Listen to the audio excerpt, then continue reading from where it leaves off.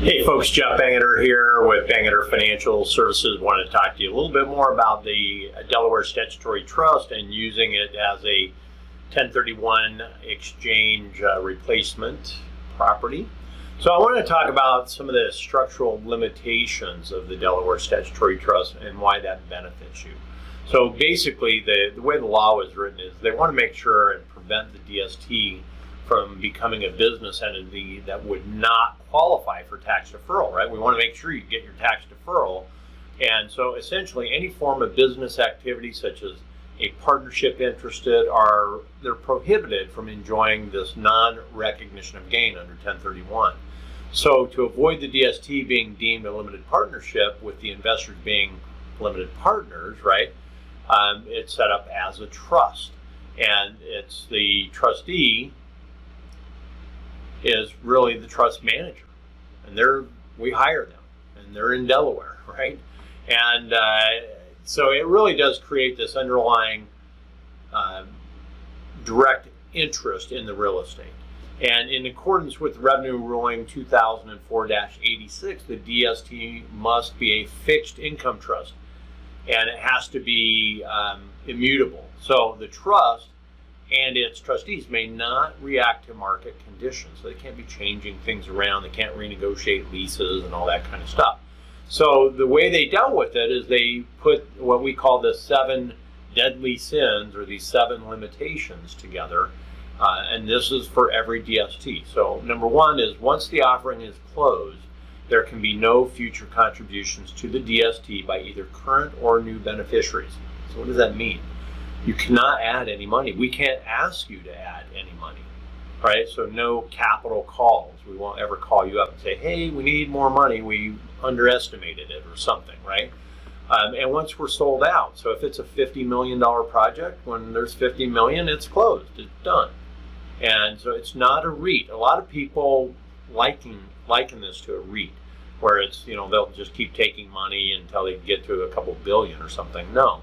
This is a very specific real estate asset, and once we've raised enough money where we paid for the entire investment, it's done. Anyway, number 2, the trustee cannot renegotiate the terms of the existing loans. That's good because we want to make sure that there's a sell point, right? If it's a 10-year loan, we got to sell it before the 10 years. And they cannot borrow any new funds from any party unless a loan default exists as a result of a tenant bankruptcy or insolvency. So we'd have to have pretty extreme situation before we could renegotiate any debt. Number 3 is the trustee cannot reinvest the proceeds from the sale of its real estate. You can't get stuck in this, right? Other people have seen where these real estate investment trusts will kind of go on and on and on. These don't. So when it's sold, you're cashed out, it's done.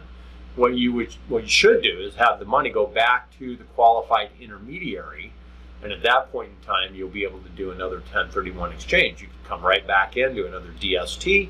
You could go back and buy property in your local real estate market or anywhere you want in the United States.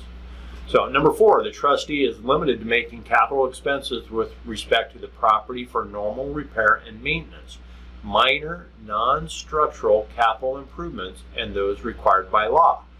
In other words, we can't tear down the place, build it better.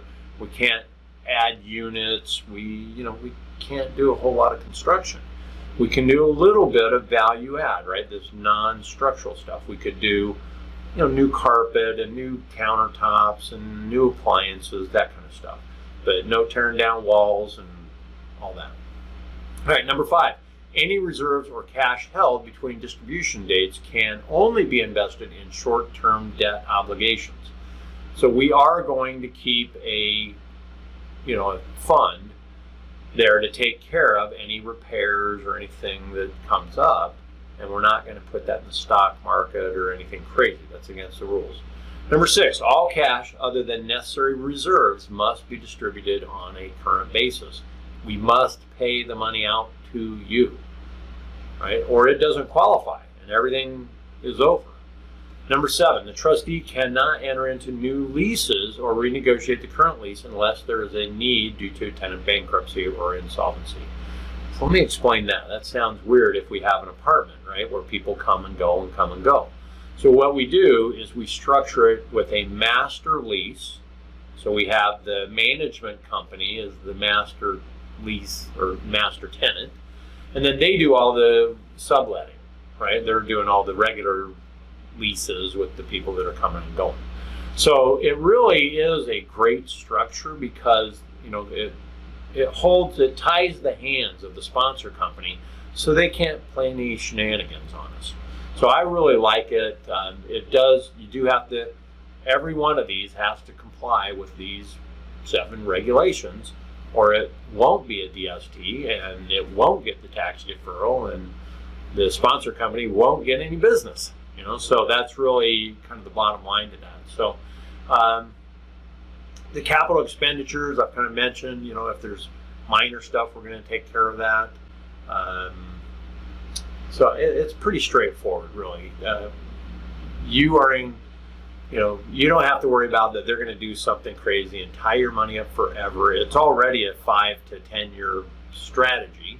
So when we buy the property, we look at it really in depth, right? What does this property need, if anything, over the next 10 years? Because we have to make sure we have enough reserves to handle it, and we can't do any major construction project on this. So it's always existing buildings with tenants already in place, right? We're usually buying a building where it's already full, and that really does work best. So hopefully that helps. I'll do certainly more videos to help you understand the DST. It is a unusual vehicle for most people. I've been using it for quite a number of years, but I know it's unusual. Most people haven't heard of it before, so that's why I'm doing these videos for you. So if you haven't, get my book, Are You Tired of Tenants, Toilets, and Trash? If you have any questions, give us a call at 800-451-2351, and certainly check us out on the website, bangerterfinancial.com. Thanks for watching.